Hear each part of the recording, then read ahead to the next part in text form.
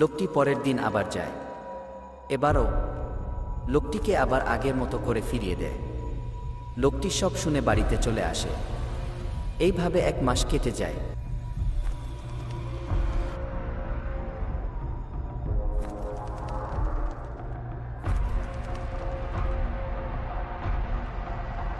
সেই দিন রাতে ঘরে বসে বসে ভাবছিল, কি করা যায়, কিভাবে সোনার হাড়ি ভর্তি মোহর নেওয়া যায়।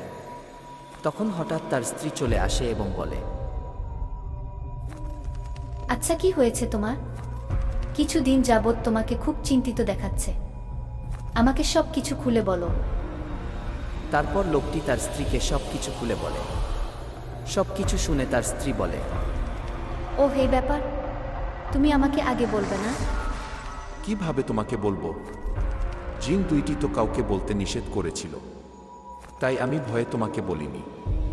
তোমার সাথে বললে যদি আবার কোনো ক্ষতি হয়, এই ভয়ে তোমার থেকে লুকিয়ে রেখেছিলাম।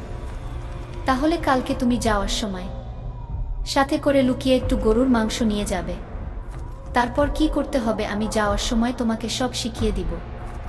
এখন ঘুমিয়ে পড়ো।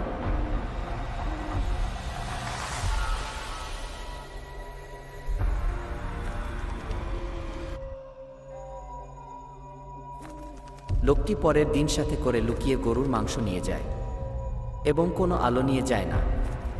বটতলায় গিয়ে লোকটি আগের মতো জিনদের ডাকে।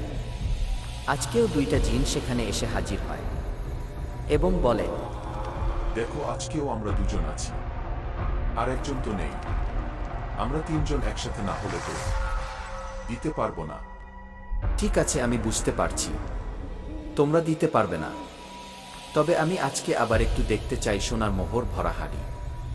আমার মনে হয় তোমাদের কাছে এখন আর সেই হাড়ি নেই, থাকলে এই কয়দিনে ঠিক দিয়ে দিতে। এইসব কি বলছো তুমি? আমাদের কাছে সোনার মোহর ভরা হাড়ি নেই। তাহলে এই দেখো। জিন দুইটি যখন সোনার মোহর ভরা হাড়ি সামনে হাজির করে, লোকটি সাথে সাথে পকেট থেকে গরুর মাংস বের করে জিনদের গায়ে ছুঁড়ে মারে, আর 1 টুকরো মাংস হাড়িতে ছুঁড়ে মারে। হাড়ি রেখে জিন দুইটি পালিয়ে চলে যায়। হাড়িগুলো পড়ে থাকে। লোকটির সাথে সাথে হাড়িগুলো মাথায় করে নিয়ে বাড়িতে চলে যায় এবং তাদের ঘরের পেছনে মাটি খুঁড়ে মাটির নিচে পুঁতে রেখে দেয়।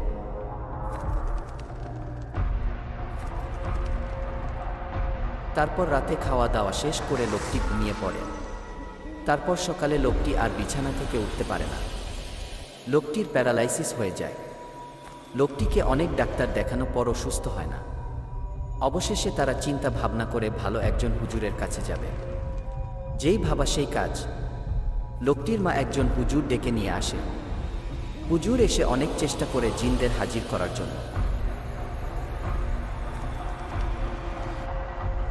কিন্তু অনেক চেষ্টা করেও সবাইকে হাজির করতে পারে না। তাদের মধ্যে একজনকে হাজির করতে পারে। তখন হুজুর জিনটির কাছে প্রশ্ন করে, তোমরা এই লোকের সাথে এমন কেন করেছ? এই লোকটির অনেক লোভ। সে আমাদের সোনার মোহর ভরা হাড়ি চুরি করেছে। আমাদের সোনার মোহর ভরা হাড়ি ফিরিয়ে না দিলে আমরা এই লোকটিকে কখনো ছেড়ে দিব না। এইভাবে বিছানায় সারা জীবন কাটাতে হবে। হুজুর, তুমি আমার কিছু করতে পারবে না, কারণ আমার 2 জন সঙ্গী বাহিরে আছে। ওরা তোমাকে ছেড়ে দেবে না। এখনো সময় আছে। আমাদের হাড়ি ফিরিয়ে দিতে বলো, না হলে পরিস্থিতি কিন্তু আরো খারাপ হয়ে যাবে। আচ্ছা, তোমরা কি এই জিনদের সোনার মোহর ভরা হাড়ি চুরি করেছ? না না, আমরা কোনো হাড়ি চুরি করিনি। এই জিনটা মিথ্যা কথা বলছে। জিনেরা মিথ্যা কথা বলে না।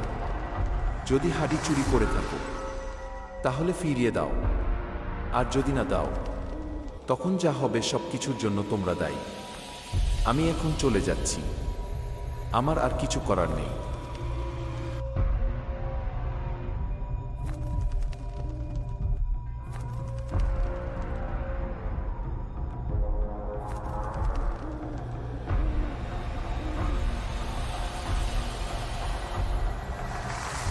হুজুর চলে যাওয়ার কিছুদিন পর হঠাৎ একদিন রাতে লোকটিকে কোথাও খুঁজে পাওয়া যায় না।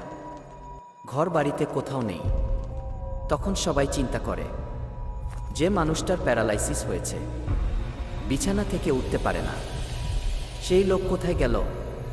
সবাই মিলে বটতলায় গিয়ে দেখে লোকটি মরে পড়ে আছে। সেই দিন থেকে রাতের বেলা ওই লোকটিকে বটতলায় বসে থাকতে দেখা যায়।